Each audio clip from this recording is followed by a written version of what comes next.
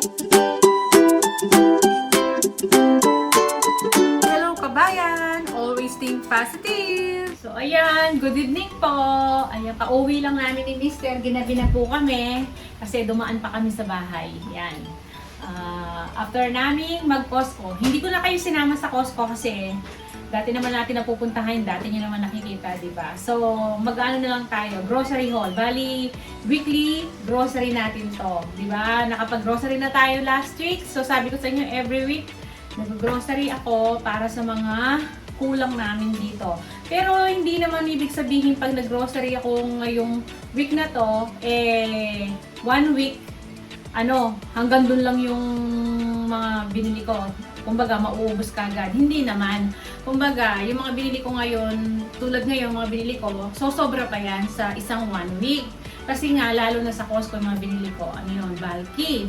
So, yun, basta yung binabudget ko, hanggang 1 month yan. So, ngayon, pang 2 weeks na yung pag-grocery natin. Last week, nakapag-grocery tayo, tapos ngayon, grocery na naman. Kaya lahat yan, nakalistahan yan, yung ginagastos natin sa, mga binibili nating groceries, sa mga kulang dito sa bahay. So, yun. Basta, wag lang akong, sobra dun sa binigay ni Mr. na, pang budget natin sa grocery. So, yun. Basta, ganon. So, ito, umpisahan na. Ano ba yun? Ito So, ayan, umpisahan na natin sa ito. Meron tayong melon. Binili ko, sabi ko gusto kong kumain ng melon. Tapos, unahin na natin tong seafoods. Ay, kasi nabutas siya kanina. So, nangangamoy na siya. So, bukas ko pa lang siya lulutuin ng, ayan. Paano tawag dito? Mga legs ng crab. So, ayan, puro legs na lang. So, basta yung mga papakita ko, pati yung mga presyo. Snow crab ano? Snow crab to. So, yan. Ano namin bukas? Lutuin ko to na may chili sauce. Ayan. Basta, bukas, ganun. Lutuin natin to. After namin magsimba. Minsan lang naman kami makatikim nito ni Mr. So, ayan ang presyo niya. Papakita ko dyan. Ayan. Pati yung melon. Ayan. Nangangamoy na nga. Nabutas kasi kanina eh. So, mga frozen to. Tapos, mas makakamura daw tayo kung bibili tayo ng whole chicken, sabi ni Mr. Kasi mahal yung mga yung mga naka-pack na. So, ito, whole chicken na lang. So, yan ang presyo dyan. Basta pakita ko na yung mga presyo. Yan. Tapos, bumili kami ng sweet potato chips. Yan, kasi mahilig kaming bumibili ni Bunso ng sweet potato chips. Nakita namin ni Mr. Do. Sabi ko, bili na tayo ng malaki para hindi na o-order si Bunso. Ako na lang magluluto. O yan, di ba? Masarap yan. Tapos, ito naman, try daw namin to. Bagong-bago namin binili. Japanese chicken meatballs. Yan. Try pa lang namin to. Hindi ko alam kung masarap siya. So, first time namin ito-try. Yan. Ito mga frozen natin. Tapos, ito lang binili ko. Yung baboy. Yung, pork belly. Ayan. O, diba? Basta makikita nyo na lang yung mga presyo dyan. Ilalagay ko na lang dyan. Ayan. So, yan lang yung mga frozen na nabili natin. Amoy yung crab. Tapos, may binili kami. Ayan. Roasted chicken. Yan, lutong-luto na. Ito yung dinner namin ngayon ni Mr. Tapos magsasalad daw siya. Tapos, syempre, hindi mawawala ang eggs. Ayan, 2 tray na naman to. O, diba? Mabilis kami sa tray. Ay, sa tray, sa egg. Ano ba yan? Ayun na. Tapos, bili kami ng basmati rice. Ayan. So, last week, bumili ako ng 5 kilos na basmati rice.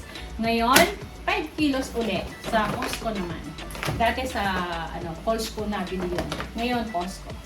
So, 5 kilos. Tapos, meron naman tayo dito. Salad. Kinuha ni Mr. Bali, ito, ipapartner niya doon sa kanyang chicken. Ito. So, roasted chicken. So, kaya kumuha siya niyan. Tapos, kumuha si Mr. ng prawn wonton ramen. Ayan. Dapat ilalagay sa ano to, sa fridge. Kasi nga, hindi pwedeng nasa ano lang, chiller, no pa. Dapat fridge to, no? Sa freezing, freezer. So, yan. Pag gusto namin kumain, ano lang natin. May siomay pa naman ako dyan, kaya hindi ako bumili siomay. So, pwede natin lagyan ng siomay kapag kumain tayo nito.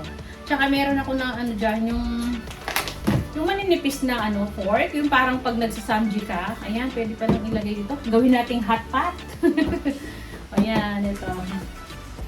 Tapos, meron pa rito.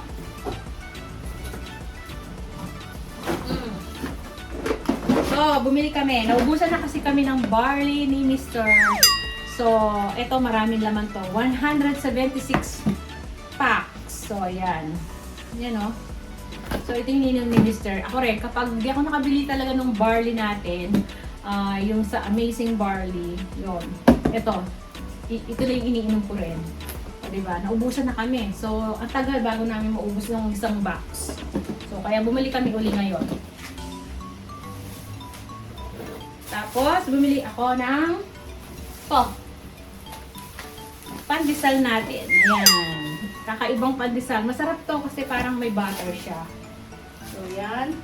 Tapos, yung pang laundry natin. Parang downy. Ayan. Fabric conditioner.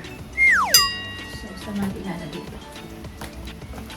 Kasi, yung last tweak na binili natin, meron pa naman.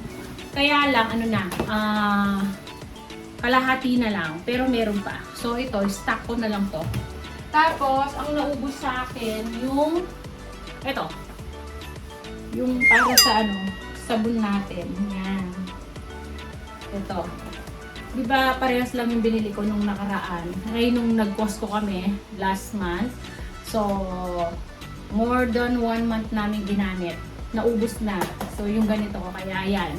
Nakakatipid kasi ako dito eh. Kaya, doon ako bumibili ng panglaban natin kasi umaabot talaga ng sobra-sobra sa isang buwan. Tapos ito, meron pa akong tira doon. Bumili lang ako ng extra para in case na maubos yung may kalahati pa kasi. Yan. Hindi na ako babalik ng Costco. Meron na tayo niyan, diba? So yun. Yun lang yung mga napamili namin sa Costco. Pero dahil bulky siya, wala na ba? Yun lang, no? So umabot siya ng 300 plus. Yan. Basta 300 something yan eh. So, lalagay ko na lang dyan yung total. So, lahat-lahat na yan. Yun ang pinamili namin ni Mr. sa Costco. So, di ba? 300 plus. Pero, hindi naman ibig sabihin 1 week lang to. Kasi, yung iba bulky nga, aabot pa ng more than a week yan. Yung ating budget. Tapos, yung mga natitirang budget natin, sa susunod naman tayo mga malengke. Sa pag naubos na natin yung mga stock natin dito. Diba? Ganun lang. Ganun lang kami mag-budget ni Mr. dito. Kaya naglilistahan ako.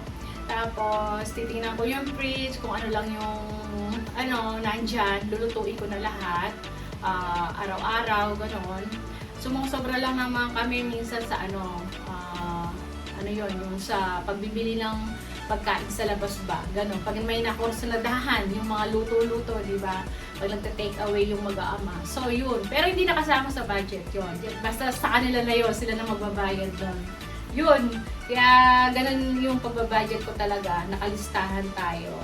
So, syempre, tayo yung nasa kusina lagi. Kaya dapat alam natin yung mga kulang-kulang. Di ba? So, ito, ayan. Kaya, niyaya ko na si Mr. sa Costco kasi mas gusto kong bumili sa mga, ito, pang matagalan na. Pero ito, mga ilang araw lang to, sandali lang. Pero ito, matagal na to. Tsaka ito, mga ilang din to. Siguro 1 week abutin to kasi hindi naman kami araw-araw nag-noodles ni Mr. Diba? Tapos itong egg, ayan. So, sobra pa sa isang linggo to. Tapos yung baboy, yan. Tapos yung manok. Kasi may mga konti pa naman tayo dyan. So, mga stock man na natin yan. Diba? So, yan lang yung ating ngayon. Vlog muna. Grocery haul. Yan. Weekly grocery natin. Tapos, kanina nga yun, dumiretso kami sa bahay, sinilip namin. Kaya kung nakikita yun sa mga latest na upload ko, yung mga previous na upload ko, puro ako naglilinis, yan, nagliligpit-ligpit. So kasi nga yun, pinaghahandaan na namin talaga. Although alam namin, lilipat kami, sabi nila sa December pa. Pero mas maigi na yung makaano kami, ano ba yung tawag dito? Yung naka-ready na, yung inuunti-unti na namin. Lahat yung aming mga dadalhin, tapos yung iba, may tatapon na ba, yung hindi na kailangan, di ba? So yan, marami na naman yung mahaba-haba na naman yung dinaldal ko. So ayan, yun lang muna vlog natin. Maraming salamat. Kita-kita na lang tayo sa mga susunod namin video. See ya!